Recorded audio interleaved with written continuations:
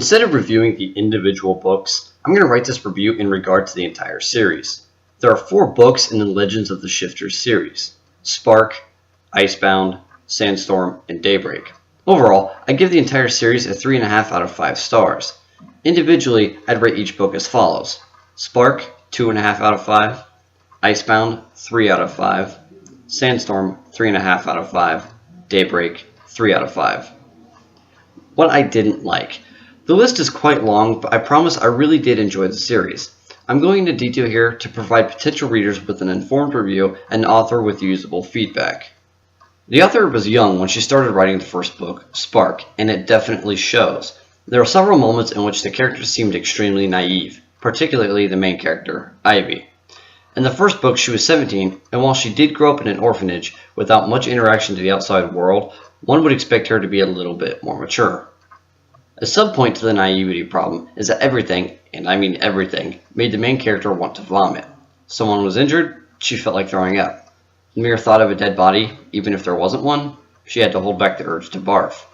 This is quite an annoying and common occurrence throughout the series, but it definitely showed up much less in the later books. Now, I can assume that the constant urge to vomit was the author's way of simply saying that Ivy was nervous or just generally uncomfortable with the situation or thought. But there are better ways to show that. Even if she'd left the vomiting urges in the book, she should have changed some of those out with a different description to keep it from getting repetitive. There were quite a few things that were gone over with broad strokes, particularly the fighting scenes, the weapons, and the armor. I personally have a love for medieval armor and weaponry, so I really like lots of descriptions of those things, but I realize that not everyone shares that interest. Still, some description was needed. Swords were simply described as swords, knives as knives, and bows as bows. We weren't even told if the bow was a traditional bow or crossbow. To be fair, it was clearly a traditional bow based on the description of use. Again, I didn't expect to be told trivial details like if the blades had a convex or a V-grind, but I expected to be told if they were curved or straight. At least tell me if they were one-handed or two-handed swords. JP North activated another pet peeve of mine when it came to armor. The problem was that there were only 2 situations in which she ever mentioned it.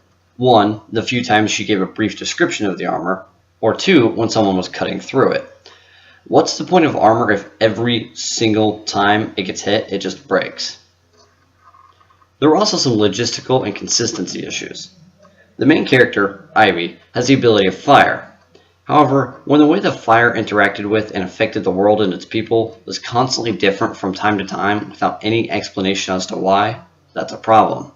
At one point, when Ivy had an aurora of fire around her, another character stuck their arm into the fire without injury, but then got extremely burnt when she forces his hand into the fire again later in that same scene.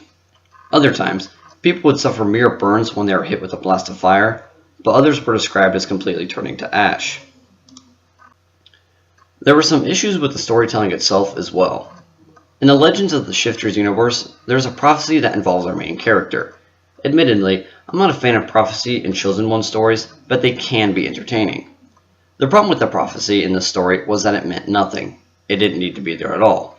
The only actual role that the prophecy played in the story was an occasional source of motivation for Ivy.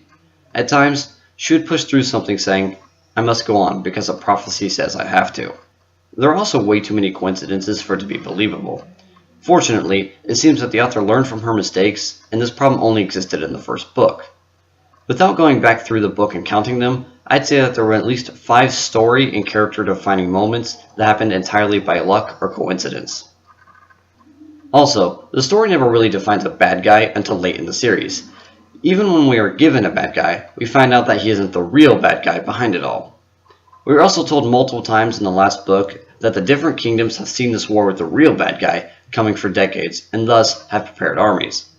So, if they have known about the bad guys for decades, then why didn't we, the readers, hear about this person until the end of the 3rd book?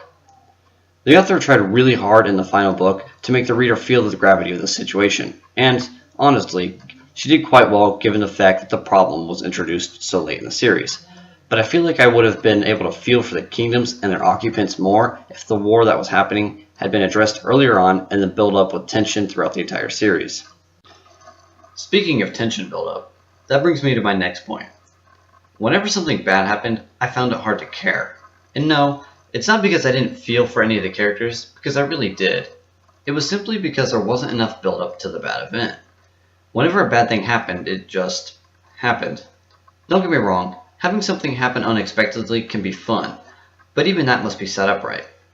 As a side note, the author did have one scene where something happened out of nowhere, and I quite enjoyed it because it was portrayed very well. Don't worry, I won't spoil it.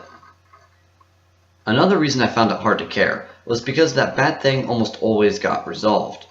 We don't see a bad thing with a permanent effect happen until the very end of the last book.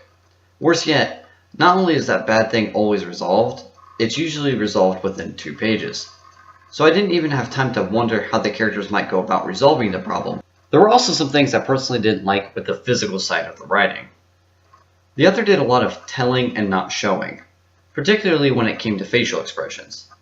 I know that describing a face in enough detail to get the reader to understand what you're trying to portray is difficult, but it has to be done.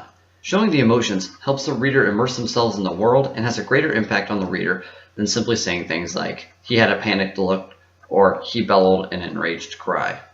The author also used quite a few phrases like, he fell down, down, down, or, as we walked down the mountain, we went around, around, and around. There were also some grammatical and spelling errors, albeit very few that I noticed. Aside from the few spelling errors, there were also a couple of times that she changed verb tenses. Finally, there were also a lot of fragmented and incomplete sentences. I get that authors can break certain rules of writing to get a particular sentence or scene to come across in a desired way, but many of the fragmented sentences would have read the same had they been combined with a comma. Now on to what I did like. This section is going to be much shorter because the review is already getting quite long, and because the things that I liked can be summed up pretty easily. The creativity and original ideas behind the Legends of the Shifters series made the whole story interesting and entertaining despite the above-mentioned issues. The characters were believable and interacted with each other in realistic and natural ways, although a larger use of contractions and dialogue would have made it sound less robotic. I could tell that the physical side of the world had been well thought out, with the consistent descriptions of the different kingdoms and where they were in relation to each other. It was also neat to see a world in which everyone had a magical ability. Most stories with magic only give powers to a select few people, so I like seeing that changed up. I would have liked to see the magic play a larger role in everyday person's life though. There are definitely some strong Christian themes within the book, and I know that some people don't like that and others do. Personally, I don't care either way, as long as it's incorporated well, and it was. I think the author could have gone a step further though, with how the existence of magic interacted with their belief in God, since modern Christianity often condemns the idea of magic. But, as is, it never contradicted or took away from the story. All in all, I enjoyed reading the Legends of the Shifters series, and I think J.B. North certainly has potential as a writer. She has a natural gift for creativity, and, when it comes to writing, it's easier to improve your writing style than it is to learn to be creative. If, hopefully when, J.B. North releases another book, I think I'll be adding it to my library. Thank you for watching.